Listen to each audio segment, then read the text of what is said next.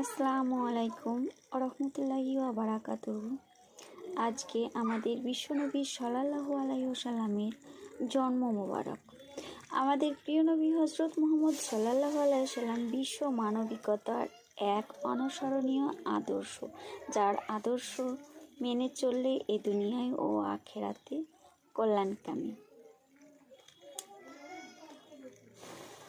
আজকে ঈদ মিলাদুন নবী।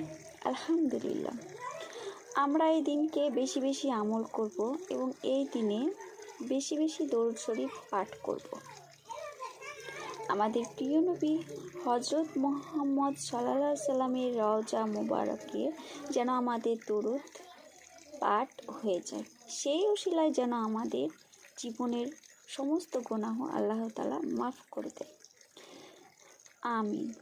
আসসালামু আলাইকুম রহমতুল্লাহি ওয়া বারাকাতুহু।